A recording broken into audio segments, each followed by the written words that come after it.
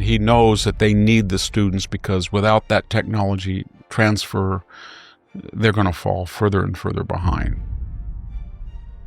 Victor Davis Hanson has been increasingly blunt in his assessment of the American economy. They're emulative. That's all they can do, is emulate Western Europe and the United States. Why give them the opportunity to do that? Especially when examining the long shadow cast by Trump's policies. What I'm getting at is these things are adding up and they bother the base. And Trump just dismisses them, but I think he should address them. Early in his remarks, he warned that no one is ready for what's coming. So, Victor, let's begin with this MAGA unrest. I've written a little something here. I'm going to call it the bucket list of Trump issues causing MAGA eyebrows to rise. This, I've seen a number of posts. Are you going to go on a lightning round? Just mention one and I'll give you a quick bounce. Well, let me, I'm just going to lump them all together. Okay. Here. So here they are. This is quoting from an actual, I'll call it a tweet. Prices are still high. We'll talk later about Trump's reaction to that. His praise of H-1B visas while denigrating the talent of the U.S. worker pool, 50-year mortgage, 15-year car loan ideas, the 600,000 Chinese students, the bizarre claim that if he doesn't do this, it will hurt historically black colleges. So if you take all these things which have happened and come up, percolated in the last few days. Not as a sensational prediction, but as a historian tracing patterns that Americans prefer to ignore. Hanson argued that economic turbulence doesn't arise overnight. And Trump saying, in response to being pressed by Laura Ingraham when she interviewed him, I know MAGA better, essentially, than anyone else. But still, there seems to be a lot of, what is our hero doing? Well, this is a very good point because he's gone in the polls from about 40. He's still higher. Let's be clear. He's higher at this point in his administration than Obama or George W. Bush. But he's gone from about 45, 46 in Rasmussen to 42, or Real Clear Politics, to about 42. And I don't think that is coming from the left, because the left is in a civil war, the shutdown, they're in mess. So it's coming from either independents or even the base. And to point out what you were saying, we had this Marjorie Taylor Greene back and forth with Trump over the Epstein files, where she was attacking Trump, attacking him, and then she tried to clarify herself and said, I'm not suggesting you are in them, but you got to release them because the Clintons are in them and Hillary's in them on the flights. It builds through years of political choices, ideological rigidity, and an unwillingness to confront fiscal realities. And then Trump got exasperated, and then she went on The View and said she was pretty much the same as The View, or sort of. And so he really went DEFCON 1 on her. Full mega tonnage, wacky. He didn't call her kooky like he did Tucker. He called her wacky, and he said he was looking for a candidate to primary her either in her House seat or if she should run for one of those seats in Senate seats.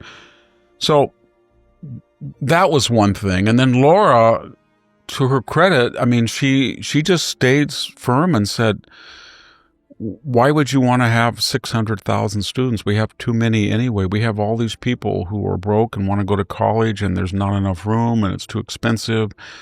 And we know that Stanford Review, I had a wonderful dinner the other night with kids. I shouldn't say kids. They're better informed than I am on the Stanford Review paper, the conservative paper. And in his view, Trump's approach, while praised by some for its boldness, sowed the seeds of a deeper instability. And they had run a series about espionage. It was almost Pulitzer Prize of the old Pulitzer Prize standard, showing that the Communist Party inserts people among the students who go after people to develop relationships with and then to use them as conduits for technology transfers and things like that.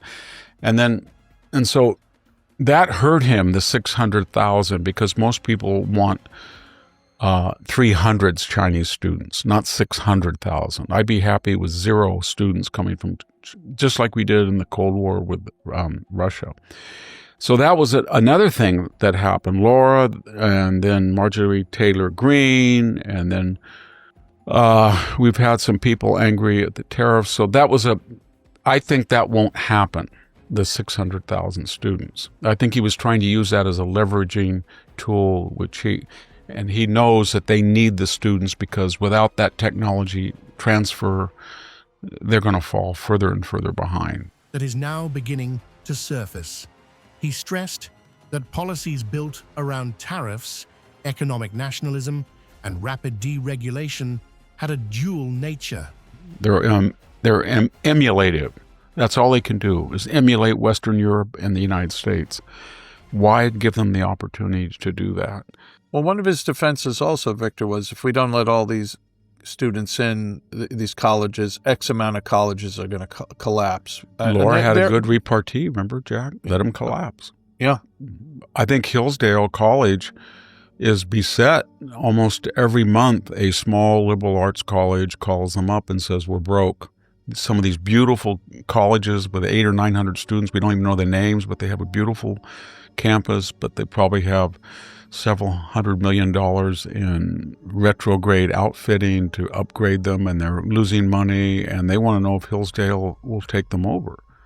That's a damning indictment that Hillsdale's protocol and way that it manages itself is a model, and these other liberal campuses can't. They energized certain industries and workers in the short term, but disrupted long-term economic coherence.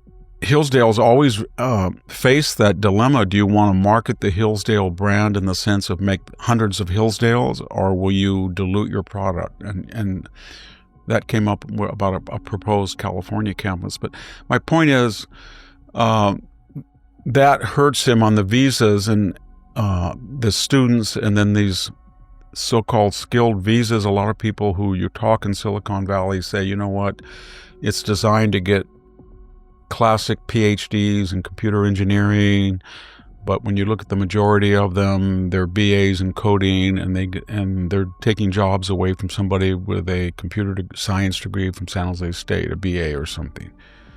So I don't know the answer because I'm not qualified, but what I'm getting at is these things are adding up, and they bother the base.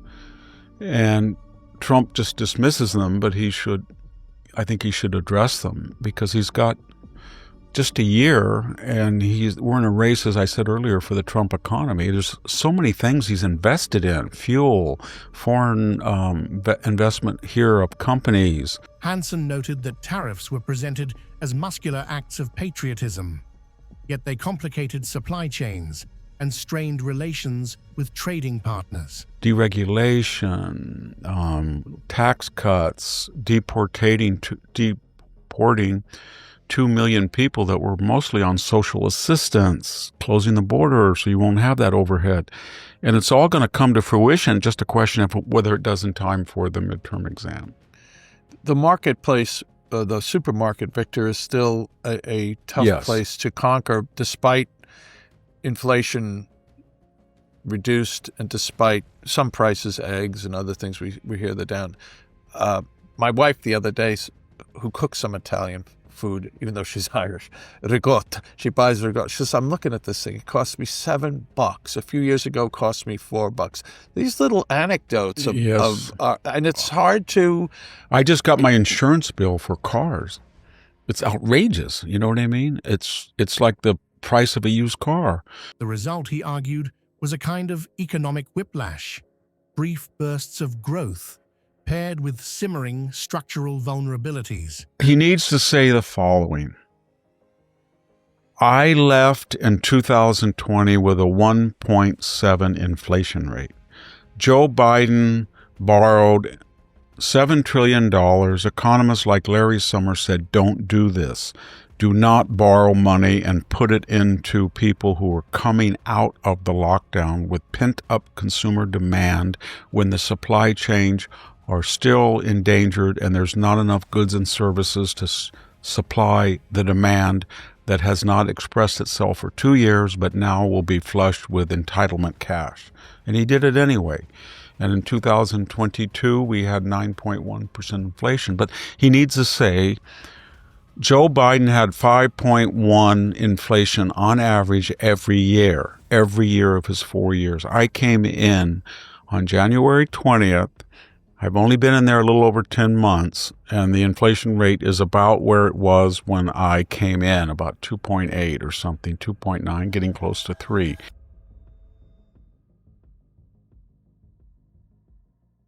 Hey, Victor, so let me read this about Judge James Boasberg, infamous, who signed off on various warrants to investigate Congress. Here's a kind of laundry list of what Boasberg was also involved in FISA things over the years, how partisan he is. And there are calls now for his impeachment. Whether they can actually happen, I doubt it. Impeachment is a political thing. You need the numbers to get that, to do that. But here's something from an ex post. Judge James Boasberg, here's the laundry list, signed off on search warrants against Congress.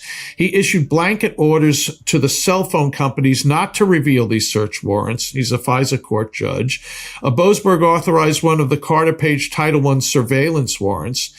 Boasberg hired Mary McCord as amicus to the court, and then he, after appointing McCord to take up a defensive position for herself in the FISA court, he was the presiding judge in the case against an FBI agent who falsified the FISA application. That's Kevin Klein-Smith.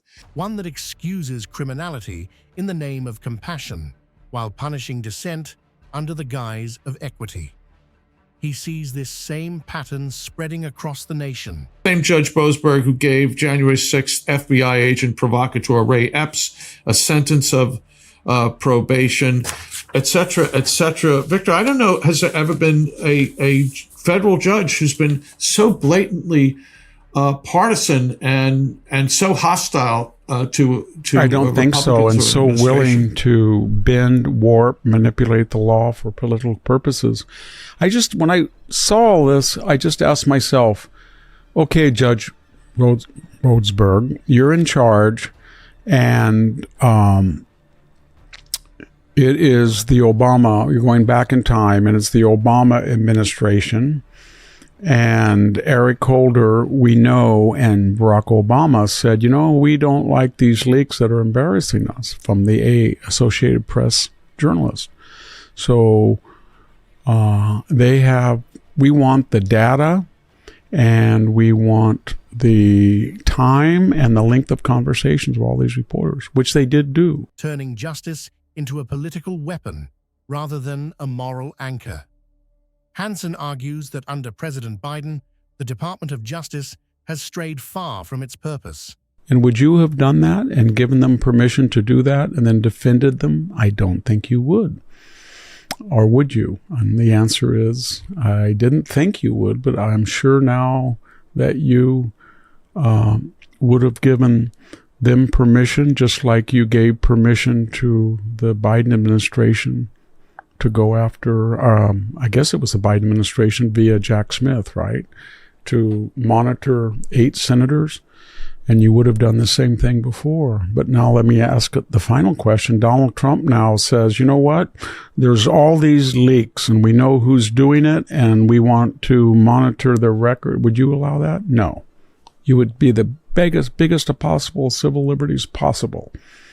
So he's not a principled person. He's not a serious person. He's a political opportunist masquerading as a judge. Instead of serving as a neutral guardian of the Constitution, it has become, in his view, an instrument of partisan control. Political opponents face investigations and indictments. Everybody knows it. I'm sorry to be so harsh on him, but that's the truth. He is. Okay. He's not disinterested, and I guess he thinks, you know what, any damage to my reputation because I am warping jurisprudence and I'm manipulating the law, and any unhappiness that I incur from the right is more than balanced for my folk iconic status among the left. Did anybody know Judge Boasberg before this? No. Now I'm on the lips of everybody in the left who counts. The CBS Newsroom, the NPR news anchor, the president of Harvard. Everybody knows me. That's kind of what he's saying. Yeah. The willfulness of doing wrong, and I say that alleged wrong, Victor, they don't care, right? Harry Reid, right? Lying about, hey, who lost the election? While allies of the administration are granted leniency or outright immunity. Hanson points to what he calls a collapse in credibility. If I'm wrong that it's not the stimulus for acclaim and notoriety, then it's just I'm a soldier in the ranks of the anti-Trump army, and I'm just going to issue this stuff. And by the time it winds its way into the appellate circuit judge, where we have a 50-50 chance of liberal judges, Trump will be eaten up. With all the things he's done, it's not just, the surveilling, that it will be a week, 2 weeks, 3 weeks, 6 months that we will stop the Trump engine. And then and we might, even if we get, a positive circuit, they'll appeal. It'll have to go all the way up to the Supreme Court. So I will have initiated a chain reaction in various ways. And more importantly, I will encourage other liberal, 350 of the 700 some judges, I will encourage them to see if they can match my status, notoriety, and effective delaying tactics. A growing public belief that law enforcement and the courts no longer operate by consistent standards. This, he warns, is how republics begin to fracture. And we'll get more just like me. So he's a very problematic judge. Victor, I mentioned I didn't line this up as a topic to talk about on the show, but I did just mention your piece. Actually, you wrote it for American Greatness, your weekly essay, but it can be found there, or it could also be found on the Blade of Perseus. Are Americans better or worse off since January? Would you tell us about that piece and answer the question that you posed? Yeah, I just asked myself, let's just go through data and see what you find. And the inflation rate is about 3%. Under Biden, it was 21.4, I think, or it averaged 5%, over 5% per year.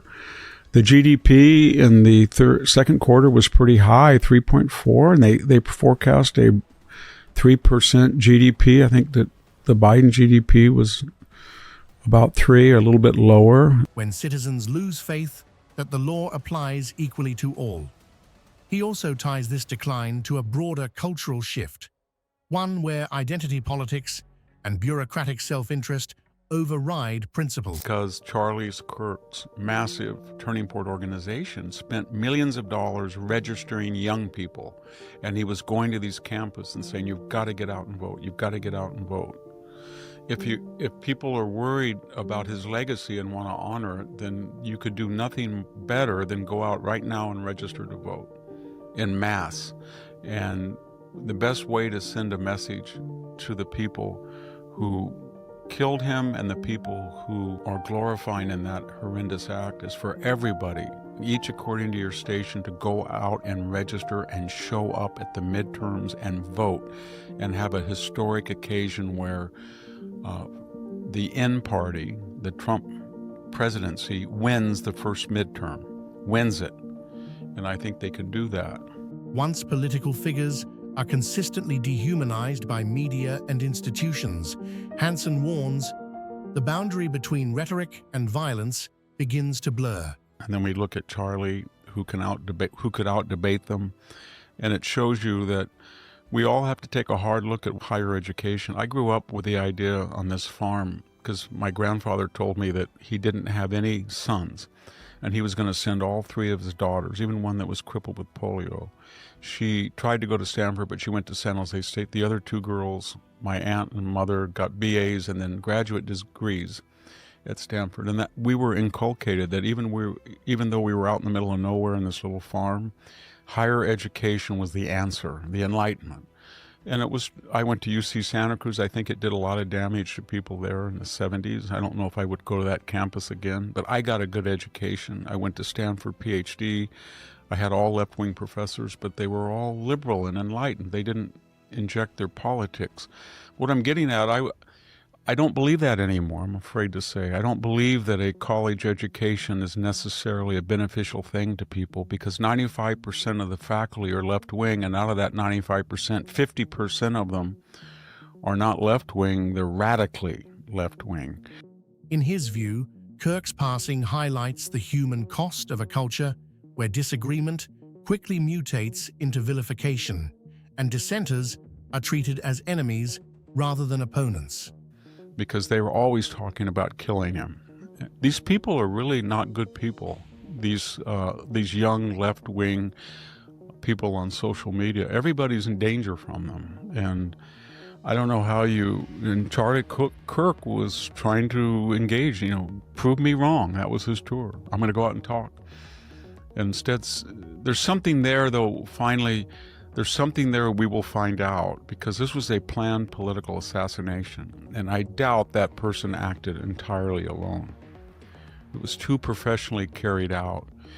I don't think he was a professional assassin. I think he was a college-age student that was angry at him about his conservative traditionalism, and he and somebody else talked about it or helped, and I think we'll find out.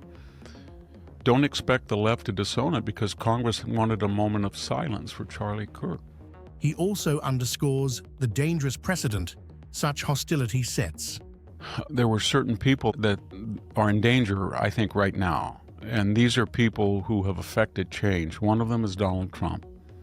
They've tried to kill him twice, and after each time people celebrated on the internet, as they did with Charlie Kirk. This morning I was looking, I could not believe what people were saying. And then you have these actors, Patton Oswalt or Mark Hamill that was in Star Trek, they're saying things that are absolutely outrageous. They're sending memes about Trump being killed, and then the next person who's in danger is Elon Musk and Charlie Kirk. There's a lot of people, and I don't know how and when you couple this with the reaction to Brian Thompson, the CEO of United Health, and Taylor Lorenz, as I mentioned earlier, they made a hero out of Luigi Mangione. They want to name a ballot proposition after him here. He is a cold-blooded assassin. So where did this radicalism come from? Donald Trump just exposed it. He tore off the scab and looked at the putrid wound beneath, but he didn't create it. Hanson emphasizes that Kirk's career demonstrated how disruptive one voice could be. By mobilizing students, speaking unapologetically on cultural issues, and confronting progressive assumptions. Then the question, just before we get to Charlie himself, was during that question, he was shot right when he was answering a question where the question was, how many transgender shooters? And it was kind of a trick question. And Charlie said, well, how many were not gang related? And then he was shot. That was very crazy. And I don't know, I don't want to give currency to any theory, but it was very strange that somebody, if this is true, and I can't confirm it, the news accounts that there were imagery on a bullet with transgender, that the person asking the question at the time when he was shot. So that can be a coincidence, but it's a terrible coincidence. For Hanson, the tragedy reveals how quickly contempt for political adversaries can evolve into something much darker. There were other reports, and I want to be very careful what I said, that there were other bullets in the chamber. In other words, he thought probably he was going to shoot 2 or 3 times. With the first shot, he could tell from his scope was a lethal one. And then he made his getaway, but there were engraved bullets with messages on them. I don't know, symbols that somebody had carved into them. And supposedly, according to the Daily Mail, one of them had transgender imagery on it. I don't know what that is. But the other thing is, I think they will find him because the gun can be traced. They can go to, if he's a student-age shooter, they can go to every gun range in the area or anywhere and ask if there was a person, fitting that description who wanted to practice with a .30 caliber, 30-06 rifle. So I think the FBI will find him. Hanson argues that years of vilification in media and academia made Kirk into a symbol rather than a man. And the assassination yesterday of Charlie Kirk And 2 weeks ago, the assassination of Irina Zarutska. We're at a turning point. I think people, and then when you add on the Auburn professor who was butchered, 57-year-old professor of veterinary medicine, and she was butchered by a felon who was out, who shouldn't have been, just like Carlos Brown was a 14-time felon who should not have been out. And then you factor in the mayor of Charlotte who said, let's not use this to judge people, and let's not be judgmental on homeless people, and you can't arrest your way out of these problems. He also criticizes the broader cultural forces that contributed to this environment. Charlie Cook make this irracial. He didn't do that, Van Jones. He didn't make it irracial. Carlos Brown made it irracial. Listen to the tape. After he slits her throat, and then gets up and walks nonchalantly by, and the three other occupants, the other three black Americans, watch her and don't lift a finger as she bleeds to death. He walks out dripping blood and he says, got the white girl. He says it twice. You can hear it on the video. Got that white girl. And no one does anything for at least a minute and a half. But the people right next to her might have saved her life. All they had to do was stop the bleeding. Or if they saw him trying to stab, just try to resist him. But of course, you know, if it was opposite, I hate to say this, and I'm not trying to incite passions, but if that was a young 23-year-old immigrant from Nigeria, let's say, young black woman, all by herself, and she got on that train, and there were three white people to her right, and a white person with long hair who looked kind of scruffy. Kirk's life, and now his death, illustrate the risks of a society that thrives on polarization rather than persuasion. Yes, well, I'm speaking on a Thursday morning, and it has not even been 24 hours since the news came. There's been these horrific videos of his actual last moment of life, really, that wound. Apparently, the shooter has been identified, not his ID, but identified in the sense as they see where he was, they know where he went. He dropped it said 30 caliber rifle, but I think bolt action. I have one like it here. I think it's a 30-06. That's a very powerful, accurate weapon, especially at 200 yards. So when people said he was a trained assassin, I think anybody who went to a range with a 30-06 with a scope on it could hit something at 200 yards, especially from a downward slope. I used to target practice with it. It's a very lethal gun.